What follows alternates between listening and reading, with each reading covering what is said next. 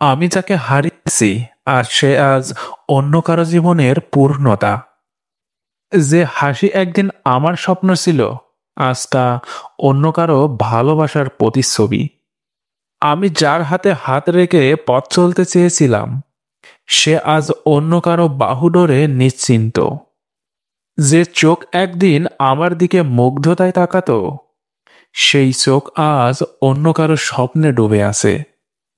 তবুও আমি দূর থেকে দেখছি, অন্য কারো সুখে সে হাসে, অন্য কারো স্পর্শে সে ভালো থাকে। আমার হৃদয়ে তবু একটাই সান্ত্বনা, আমি হারলেও সে তো সুখেই আছে। শারীরিকভাবে অসুখী থাকার চেয়ে মানসিকভাবে অসুখী থাকাটা আরো বেশি কষ্টদায়ক। অল্পতেই খুশি থাকা সহজ, কিন্তু সেই অল্পটাই সহজলভ্য নয়। কেউ একা একা ভালো থাকতে পারে না, ভালো থাকার জন্য কারো স্পর্শ প্রয়োজন হয়। মানুষ খুব স্বার্থপর, একা একা ভালো থাকতে পারলে কেউ অন্যের সংস্পর্শে আসতেই চায় না। আপনি নিজে থেকে না বদলালে কোনো মানুষের সাধ্য নেই আপনাকে বদলাবে। যে সম্পর্ক অন্যের কথায় নষ্ট হয়ে যায়, তা কখনোই সম্পর্ক ছিল না, সেটা হোক প্রেম বা বন্ধুত্ব। যে কোনো সম্পর্কের মূল ভিত্তি হলো বিশ্বাস। কাছের মানুষের দেওয়া আঘাতগুলো সারা জীবন খুব জোরালো হয়, মনের মধ্যে দাগ রয়ে যায়। দেহের মৃত্যু হলে সবাই কাঁদে, কিন্তু মনের মৃত্যুতে নিজেরই কাঁদতে হয়।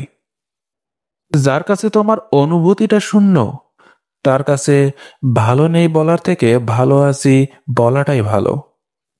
অভাব শেখায়, অবহেলা ভাবায়।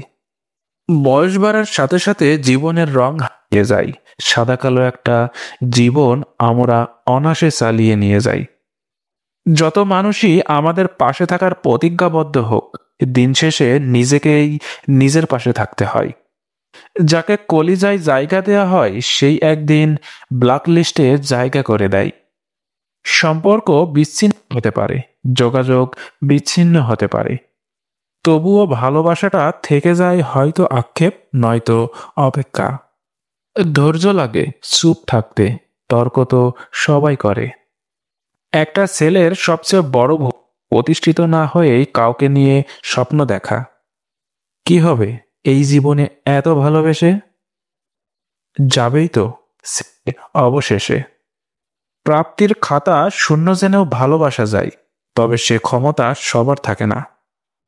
কাউকে ভালোবাসাটা কঠিন কিংবা অসম্ভব কিছু নয়, কঠিন হচ্ছে ভালোবেসে ভালোবাসার মানুষটাকে ভালো রাখা।